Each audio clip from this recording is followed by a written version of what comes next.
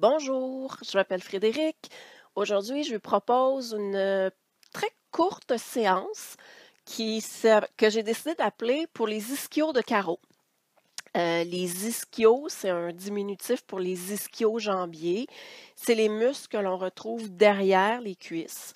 Donc aujourd'hui, quelques postures pour venir allonger l'arrière des cuisses. Cette pratique-là, vous pouvez la faire au complet, comme je vais la présenter, sur un tapis de yoga à l'intérieur à la maison. Mais c'est aussi possible de la faire après une randonnée en montagne, après être allé marcher, après être allé courir. Si vous avez l'arrière des cuisses particulièrement raide, après avoir pris une marche, c'est un bon moment pour aller allonger les ischio-jambiers. Donc, on peut la faire à l'intérieur. Vous aurez besoin d'un mur, donc quelque chose sur lequel vous adossez, et peut-être une chaise aussi pour la pratique à l'intérieur. Pour la pratique à l'extérieur, un arbre, une galerie, les marches de la galerie, donc tout ça va pouvoir servir d'accessoire de yoga pour votre pratique. Donc, comme toujours, vous êtes libre d'ajuster, d'adapter, de modifier ce que je propose.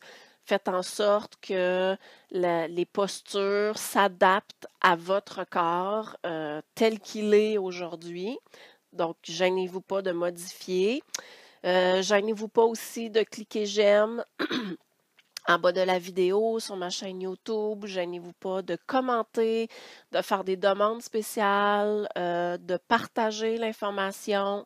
Si vous avez des amis de randonnée à qui vous pensez que ça pourrait être utile d'apprendre quelques postures de yoga pour allonger les jambes, gênez-vous pas de partager le lien de ma chaîne YouTube auprès de ces personnes-là.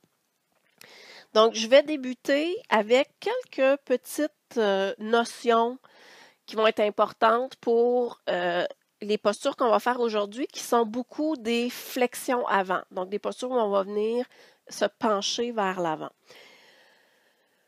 Première chose, la bascule du bassin. Donc, le bassin, c'est les os qu'on a ici là, qui font le lien entre la colonne vertébrale et les jambes. Et des bons points de repère pour savoir ce que notre bassin fait, c'est les deux pointes osseuses qu'on peut ressentir ici. Souvent, on va dire que c'est des petits bouts d'os qu'on sent là, à peu près à la hauteur de nos poches de pantalon. Donc, ces deux pointes osseuses-là, ça s'appelle les épines iliaques antéro-supérieures, mais pour aller plus vite et faire plus simple, moi j'appelle ça les os des hanches. Donc, les os des hanches, c'est des bons points de repère pour avoir une idée de ce qui se passe avec notre bassin. Donc, notre bassin, quand il est en position neutre, on peut venir le basculer vers l'avant. Donc, pour basculer le bassin vers l'avant, on amène les os des hanches vers l'avant et ça fait que les fesses vont ressortir, les os des fesses vont aussi se soulever. Si on fait l'inverse, donc une bascule vers l'arrière, si on part de la posture neutre, la bascule vers l'arrière, on amène les os des hanches vers l'arrière, ce qui va faire rentrer les fesses et qui va ramener les os des fesses, les ischions qui sont en dessous, ici dans le bassin, qui vont les ramener un petit peu plus vers l'avant. Donc la bascule vers l'avant, les os des hanches vers l'avant. La bascule vers l'arrière, on fait l'inverse. Donc, le bassin peut basculer de l'avant vers l'arrière. Puis, en plaçant les index majeurs sur vos os des hanches, puis les pouces qui vont vers l'arrière du bassin, c'est une bonne façon là, de bien sentir qu'on vient basculer vers l'avant ou qu'on bascule vers l'arrière. Donc, vous pouvez utiliser vos mains pour bien sentir ce mouvement-là. Dans les postures qu'on va faire aujourd'hui, ce qui est particulièrement important, c'est les bascules vers l'avant. Donc, d'amener les os des hanches vers l'avant, sortir les fesses et aller pointer les os des fesses un peu vers l'arrière. Ce qu'on veut aussi retrouver dans nos flexions avant, donc dans nos postures où on s'en va vers l'avant, c'est notre courbure lombaire du bas du dos. Donc, si on se met en position neutre, Notre colonne vertébrale, elle a différentes courbures quand on la regarde de côté. Donc, dans le bas du dos, ici, on a une petite courbure du bas du dos. Et on veut, le plus possible dans nos postures, conserver cette posture-là. Donc, quand on va venir basculer le bassin vers l'avant, on veut que la courbure, donc la courbure ici, on veut qu'elle reste présente. On ne veut pas se retrouver dans une posture comme ça. Donc, on veut garder la courbure naturelle du bas du dos. Ce qui va arriver dans les flexions avant, chez les gens qui ont l'arrière des cuisses qui est particulièrement raide, c'est que les muscles derrière les cuisses, les ischio-jambiers, sont attachés aux ischions, aux os des fesses. Donc, si pour basculer mon bassin vers l'avant, je dois remonter mes ischions, si cette partie-là de mon corps est attachée après quelque chose de très, très raide qui est derrière ma jambe, ben, mon bassin ne va pas pouvoir basculer. Donc, mes ischio-jambiers vont tirer mes ischions vers le bas, ce qui va garder mon bassin en position un peu fixe, qui va l'empêcher de basculer vers l'avant. Donc, dans ma flexion vers l'avant, je vais y aller avec ma colonne vertébrale et là, je vais perdre ma courbure lombaire du bas de mon dos. Donc, dépendamment de la souplesse de l'arrière des jambes, chez certaines personnes, ça se peut que la flexion avant, elle se trouve ici, puis qu'à partir de là, on ne peut plus basculer le bassin, on ne peut plus soulever les os des fesses parce que les muscles derrière les cuisses sont déjà très, très tendus. Donc, notion importante, la bascule du bassin, la courbure du bas du dos. Et la dernière chose, les genoux. Donc, certaines personnes vont avoir tendance à aller en hyperextension dans les genoux. Donc, aller s'accoter comme ça dans les genoux. Fait que regardez mes genoux si je suis en hyperextension et ensuite si je les ramène verticales, en hyperextension. Donc, moi, souvent, je vais dire d'aller s'accoter dans nos genoux. Et on ne veut pas faire cette chose-là. On ne veut pas aller en hyperextension. Donc, le truc que moi, je donne souvent pour les gens qui ont tendance à aller en hyperextension, c'est de s'imaginer qu'on vient placer les doigts juste en haut des tibias, juste en bas des genoux, et qu'on pousse cette partie-là contre nos doigts. Donc, si j'ai tendance à venir m'installer en hyperextension comme ça, j'imagine qu'il y a des doigts ici, je pousse contre mes doigts et je viens enlever mon hyperextension. Donc, gardez tout ça en tête et allez vous accoter contre un mur. Donc, prenez le temps de placer l'extérieur des pieds parallèles, puis placez les pieds largeur du bassin. Donc, allez chercher assez d'espace entre les deux pieds. Puis, accoter les fesses. En fait, allez accoter l'arrière du corps contre le mur. Fermez les yeux. Et identifiez les parties du corps qui touchent au mur en ce moment. Donc, les talons peuvent être décollés du mur, mais il y a de fortes chances que vous sentiez le haut des fesses qui touche au mur. Ensuite, il y a la courbure du bas du dos qui est présente, donc cette partie-là du corps ne touche pas au mur.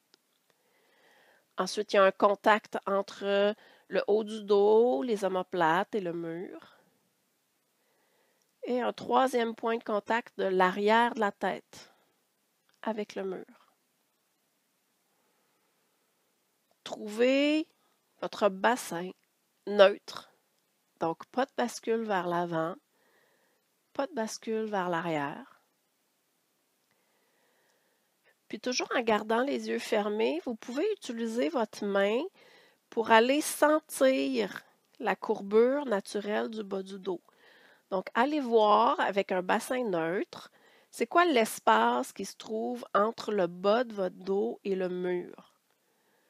Puis en touchant cet espace-là, visualisez votre courbure naturelle des lombaires.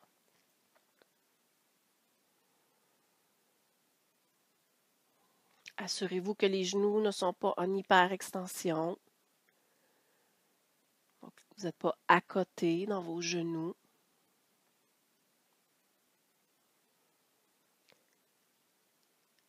Puis laissez la respiration être telle qu'elle est en ce moment. Le ventre est relax. Les épaules sont relaxes. Et prenez quelques instants pour aller voir les sensations qui sont présentes dans les jambes en ce moment. Particulièrement dans le haut des jambes. Donc les quadriceps, les ischio-jambiers, donc l'avant, l'arrière des cuisses. Mais observez aussi les sensations qui sont présentes à l'extérieur des cuisses et à l'intérieur des cuisses. Voyez s'il y a des endroits où vous sentez qu'il y a beaucoup d'espace, qu'il y a beaucoup de souplesse. Puis à l'inverse, est-ce qu'il y a des endroits où c'est plutôt tendu, où c'est raide?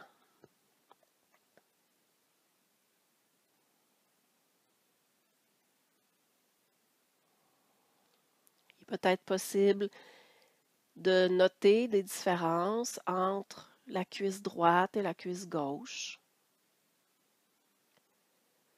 Observez et notez tout ce qui est présent dans les cuisses en ce moment.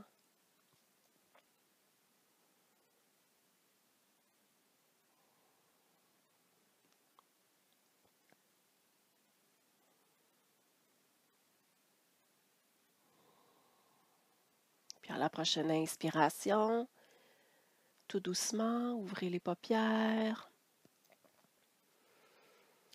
et venez vous installer sur votre tapis, puis placez une chaise sur votre tapis. Donc cette posture-là, si vous êtes à l'extérieur, ça va pouvoir se faire avec une bûche de bois qui est au sol, avec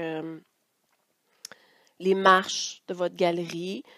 Donc, on commence en Tadasana, posture de la montagne, devant notre accessoire, pieds largeur des hanches, extérieur des pieds parallèles. Et tranquillement, en inspirant, soulevez le pied droit du sol, allongez la jambe droite devant et déposez le talon droit sur votre support, sur votre accessoire. Gardez les deux jambes bien actives, donc le devant des cuisses est contracté. Amenez les mains sur les hanches et allez voir ce qui se passe avec le bassin. Chez certaines personnes, peut-être que le côté droit du bassin va être un peu plus haut que le côté gauche. Si c'est le cas, ramenez les deux os des hanches à égale distance du sol. Ramenez les deux os des fesses à égale distance du sol. Le bassin est en position neutre. La courbe du bas du dos est présente. Et il n'y a pas d'hyperextension dans les genoux. Et dépendamment de la hauteur à laquelle vous avez déplacé le pied droit, peut-être que déjà vous sentez que l'arrière de la jambe droite tire un peu. Si c'est le cas, vous travaillez ici. S'il n'y a pas encore de sensation d'étirement dans l'arrière de la cuisse droite, en inspirant, allongez la colonne vertébrale et à l'expiration, basculez le bassin vers l'avant. Laissez le haut du corps suivre le mouvement du bassin. Et quand le bassin ne bascule plus, arrêtez-vous sur place. Les deux os des hanches sont toujours à égale distance du sol. La courbure lombaire est toujours présente dans le bas du dos. Et il n'y a pas d'hyperextension dans les genoux. Amenez l'attention à l'arrière de la jambe droite et utilisez vos expirations pour détendre, pour allonger l'arrière de la jambe.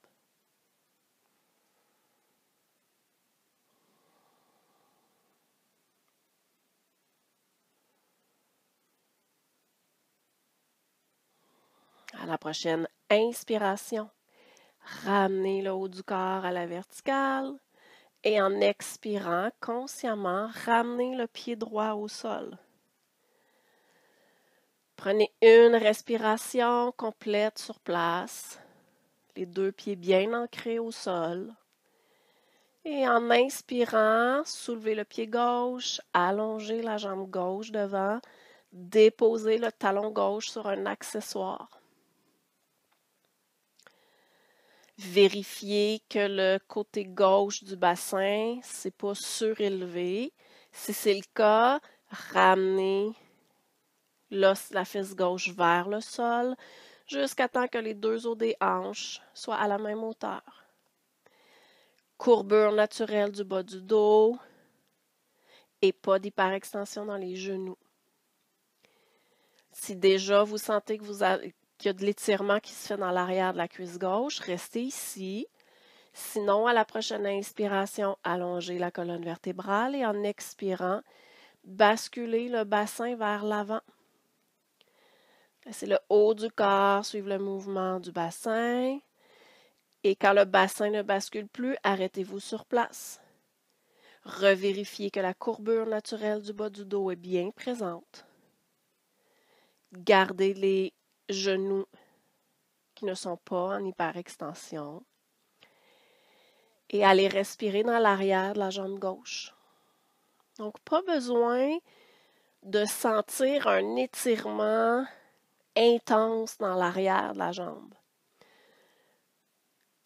Vous pouvez sentir un petit allongement, puis à chaque fois que vous expirez, voyez si vous n'êtes pas capable de relâcher ce qui est en train de s'étirer.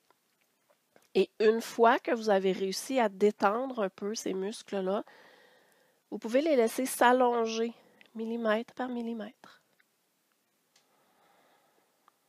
À la prochaine inspiration, ramenez le haut du corps à la verticale et en expirant, ramenez le pied gauche au sol.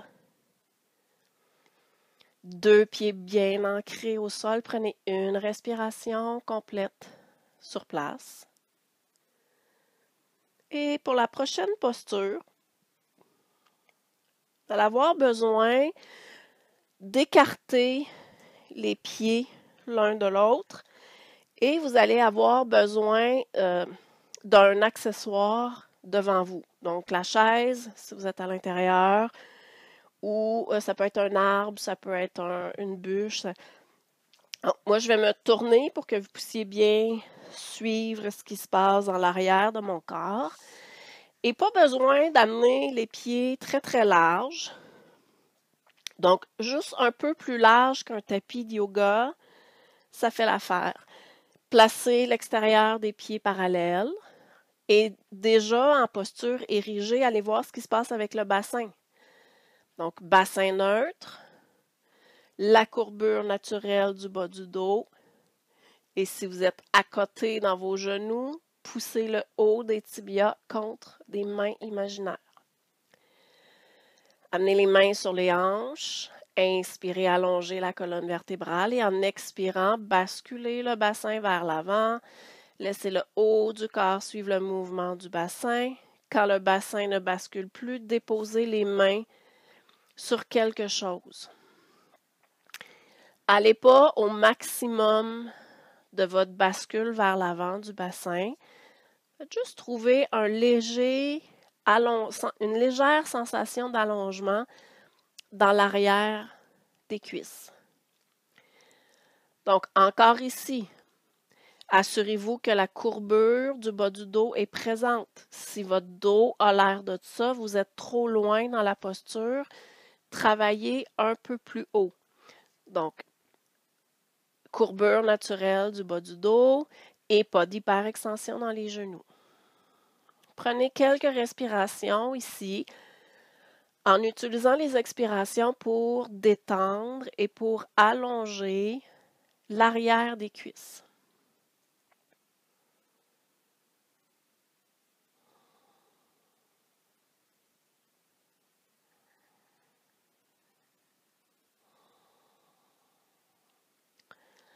Ensuite, en restant dans la flexion vers l'avant, pliez les genoux.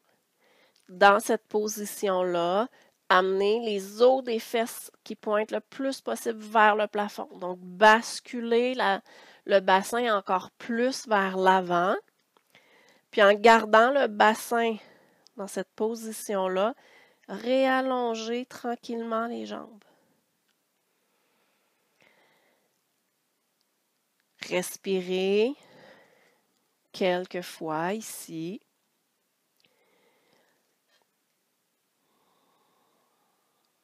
Détendez, allongez l'arrière des jambes. Et une autre fois, pliez les genoux, basculez le bassin vers l'avant, pointez les os des fesses vers le ciel et en gardant cette position de bassin-là, réallongez les jambes. Donc, si d'une fois à l'autre, vous réussissez à basculer le bassin un peu plus vers l'avant, ajustez la position du haut du corps. Donc, pour que la colonne vertébrale, pour que le haut du corps suive le mouvement du bassin, soit dans le même alignement que le bassin. Relaxez, détendez l'arrière des jambes.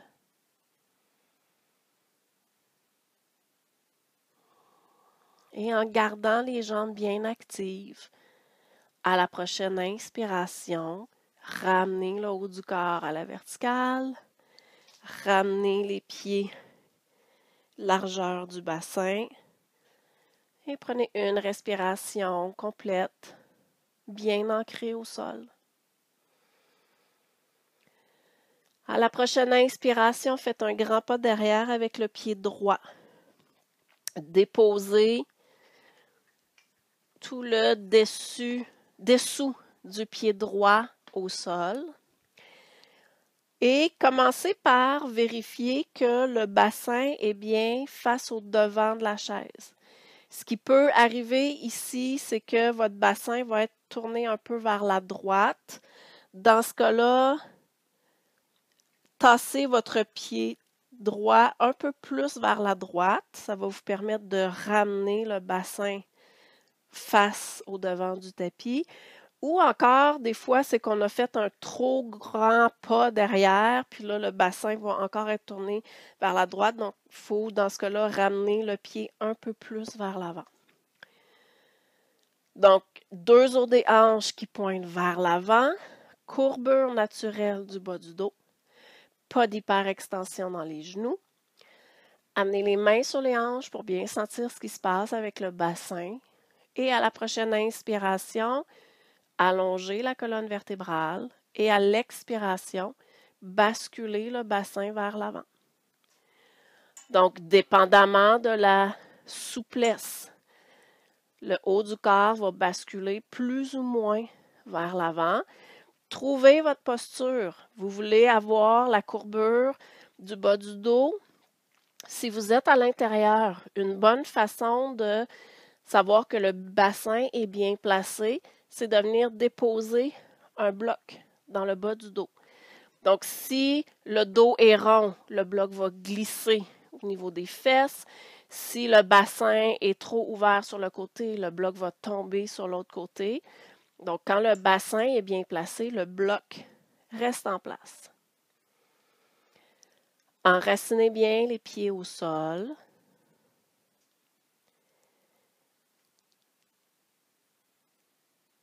Gardez le devant des cuisses bien actif. Pas d'hyperextension dans les genoux. Et identifiez là où vous sentez que ça tire dans le corps en ce moment. Donc, vous pouvez avoir des sensations dans la jambe droite comme dans la jambe gauche. Les sensations peuvent être aux cuisses, aux mollets, aux talons, au dessous des pieds. Donc, à tous les endroits où vous sentez qu'il y a un étirement en ce moment, allez expirer dans ces endroits-là et utilisez chacune de vos expirations pour détendre les muscles qui sont en train de s'étirer. Et une fois que vous avez réussi à détendre ces muscles-là, vous pouvez les relâcher et ils vont s'allonger tranquillement.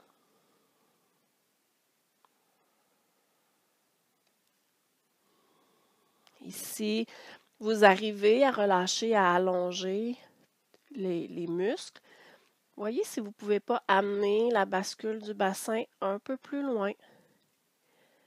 Toujours en gardant la courbure du bas du dos. Pas d'hyperextension dans les genoux. Et respirez là où ça tire. Là où c'est plus raide. Et en gardant les jambes bien actives à la prochaine inspiration, ramenez le haut du corps à la verticale. Ramenez le pied droit à côté du pied gauche. Et prenez quelques respirations ici pour ressentir les sensations dans la jambe droite. Ressentir les sensations dans la jambe gauche.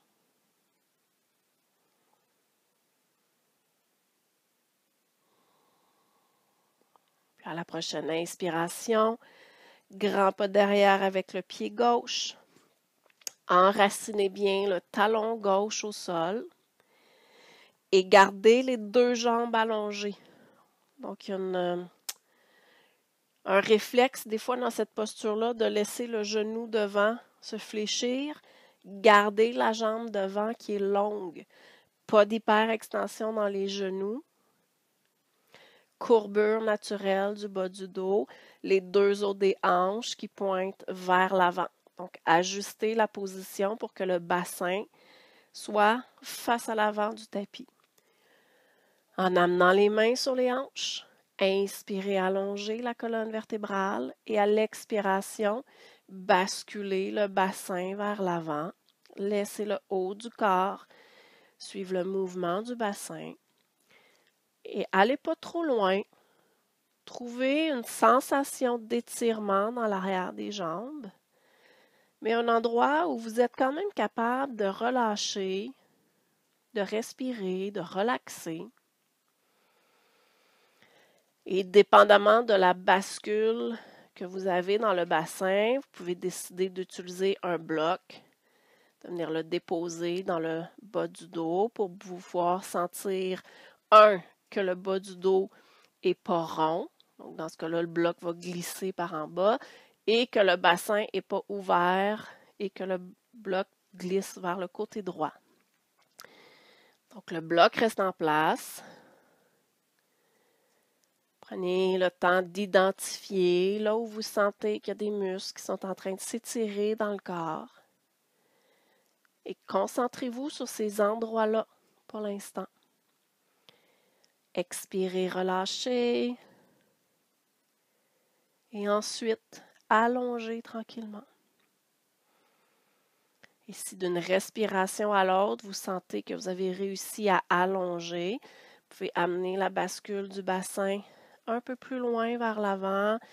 Laissez le haut du corps suivre ce mouvement-là. Et allez respirer là où vous sentez que ça tire.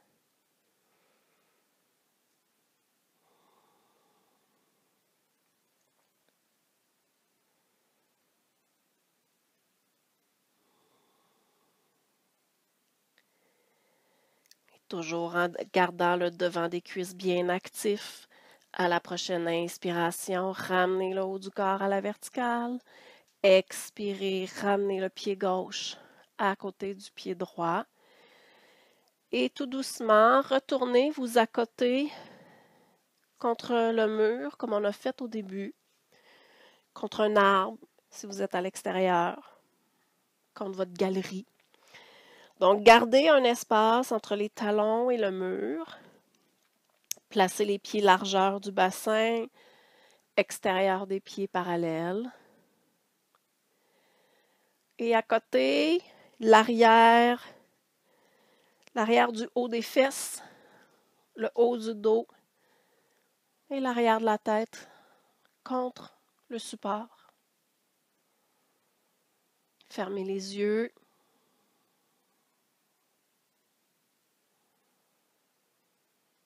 Et observez les sensations dans les jambes en ce moment.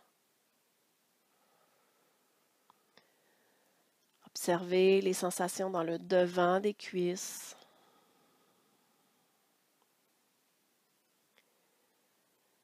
Observez les sensations dans l'arrière des cuisses.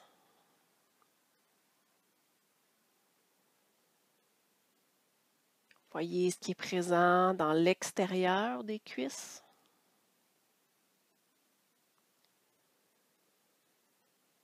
Et observez ce qui est là dans l'intérieur des cuisses.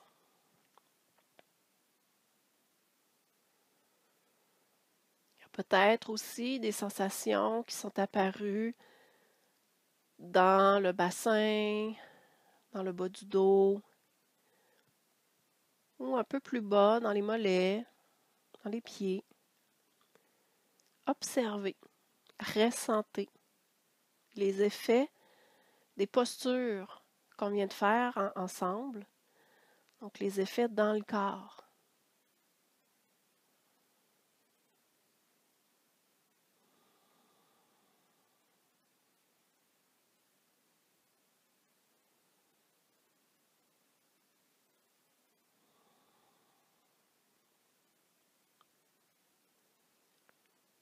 À la prochaine expiration, ramenez le menton vers le sternum, laissez doucement la tête tomber vers l'avant. En inspirant, ouvrez tranquillement les yeux, ramenez la tête en position naturelle. Namasté, merci beaucoup. J'espère que ça vous a aidé. J'espère que ça a délié un peu les jambes et le bassin. Fait que je vous suggère de faire la pratique quelques fois guidée avec moi, là, la pratique au complet. Puis après ça, choisissez 1, 2 ou 3 postures à faire à chaque fois que vous revenez d'une randonnée. Donc, dépendamment du temps dont vous disposez, choisissez d'en faire 1, 2 ou 3, mais de faire ça à chaque fois. Donc, tranquillement, si vous faites au moins une posture pour allonger les ischio-jambiers à chaque fois que vous revenez de marcher, les ischio-jambiers vont commencer à s'assouplir tranquillement, mais gardez en tête que ça peut être long. Fait que soyez patient, patiente, persévérant, puis continuez d'aller marcher, mais prenez quelques instants pour allonger vos ischio-jambiers à chaque fois que vous revenez de marcher. Donc, je vous souhaite une bonne journée et au plaisir de se revoir prochainement. Merci.